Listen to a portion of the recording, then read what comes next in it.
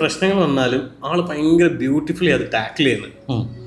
അതിന്റെ മെയിൻ സംഭവം വന്നതെന്ന് വെച്ചാല് നമ്മുടെ കട കത്തിപ്പോയപ്പോഴാണ്. അതെ, 4 മണിക്കാണ് കോൾ വന്നത്. ഓക്കെ, 4 മണിക്ക് വൈഫിന്റെ ഫോൺ, എന്റെ ഫോൺ സ്വിച്ച് ഓഫ് ആയിരിക്കും. കാരണം ഞാൻ ആ ഫോണിൽ വൈഫിന്റെ ഫോണിൽ ഓണർ വിളിച്ച്, ബിൽഡിംഗ് ഓണർ വിളിച്ച് കട കത്തിയിട്ടാന്ന് പറഞ്ഞു.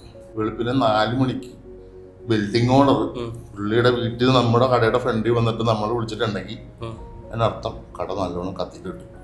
ഞാൻ വരുമ്പോൾ കംപ്ലീറ്റ് ഒരു സാധനം പോലും ഇല്ല. 100% ടോട്ടൽ ലോസ്.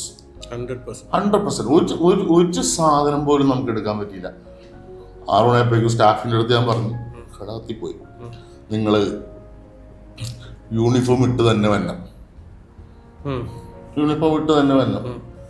അപ്പൊ എനിക്കറിയാം കട കത്തിയിട്ടുണ്ട്, മീഡിയക്കാർ വരും, വീഡിയോ എടുക്കും.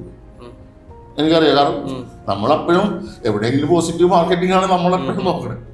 ചാനലിൽ കാണിക്കുന്നുണ്ട് മൈസൂരാമിനൊക്കെ തീ പിടിച്ചു, ആളപായമില്ല, വീഡിയോ അടക്കം താഴെ സ്ക്രോളിംഗ് ഉണ്ട് എന്ന് പറഞ്ഞു. അപ്പം ഓക്കെ, അപ്പൊ എനിക്ക് ഇത്തിരി സമാധാനം വന്നു. അത് മാർക്കറ്റിംഗ് 20 ലക്ഷം ടോട്ടൽ ലോസ് വന്നു എനിക്ക്. കട മൊത്തം 20 ലക്ഷം സാധനം എത്തി. പക്ഷെ എനിക്ക് അതിൽ നിന്ന് കിട്ടിയ ബെനിഫിറ്റ് ഭയങ്കര വലുതാണ്. ഞാൻ 10 ദിവസം കൊണ്ട് നമ്മൾ തിരിച്ചു കയറി. 10ാം ദിവസം ഉത്രാടത്തിനൊന്ന് ഞാൻ കട തുടങ്ങി.